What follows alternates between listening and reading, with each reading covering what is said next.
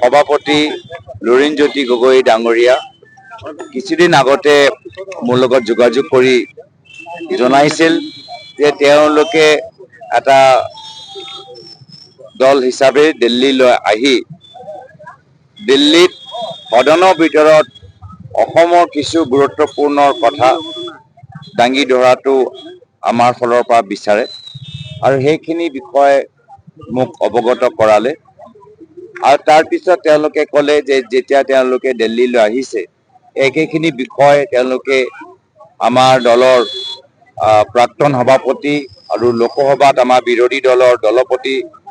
ৰাহুল গান্ধী ডাঙৰীয়াক জনাবলৈ বিচাৰে মই ভাল পালো যে ৰাহুল গান্ধী ডাঙৰীয়া এদিনৰ ভিতৰতে অসম জাতীয় পৰিষদ দলৰ নেতৃত্বক সময় দিলে যথেষ্ট সময় তেওঁলোকে বহিলে কথাখিনি পাতিলে বৰ্তমানত বিজেপি দলে 2016 চনৰ পৰা কিমান যে মিছা প্ৰতিশ্ৰুতি দিছে এটাও যে ৰূপায়ণ কৰিব পৰা নাই গোটেইখিনি কথা ৰাহুল গান্ধী ডাঙৰীয়াক অসম জাতীয় পৰিষদ দলে বুজালে আৰু এটা গুৰুত্বপূৰ্ণ চৰ্চা আৰু আমি আগতেও মই এটা ভিডিঅ'ৰ যোগেদি কৈছিলোঁ যে অসমৰ আমাৰ কিছু ৰাজনৈতিক সমস্যা লৈ বৰ্তমানৰ পৰিস্থিতি পৰিৱেশ লৈ কংগ্ৰেছ দল পৰৱৰ্তী দিনত বিভিন্ন দল সংগঠন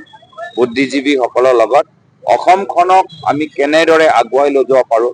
আজি বিজেপিয়ে এটা মডেল বা বিজেপিয়ে যি কাম তেওঁলোকে কৰি আছে সেই কামৰ লগত আমি কেতিয়াও আমি একমত হ'ব নোৱাৰোঁ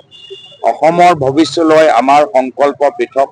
অসমৰ উন্নয়ন লৈ আমাৰ সংকল্প পৃথক অসমীয়া জাতীয়বাদী চিন্তাধাৰা কেনেদৰে আগুৱাই লৈ যাব লাগে বেলেগকৈ আমাৰ সংকল্প পৃথক এটা পৃথক এটা সংকল্প আমি ৰাইজৰ লগত সৃষ্টি কৰিবলৈ বিচাৰোঁ ৰাইজৰ লগত বিভিন্ন দল সংগঠনৰ লগত আলোচনা কৰি এটা পৃথক এটা সংকল্প নতুন অসম এটা নতুন বৰ অসম বৃহত্তৰ অসমীয়া জাতিৰ উন্নয়নৰ বাবে পৰৱৰ্তী দিনত কংগ্ৰেছ দলে ৰাইজৰ লগত আলোচনা কৰি এটা চিন্তাধাৰা প্ৰকাশ কৰিব যিকোনো খবৰৰ বাবে যোগাযোগ কৰক 7099017330 লগতে 7099017110 নম্বৰত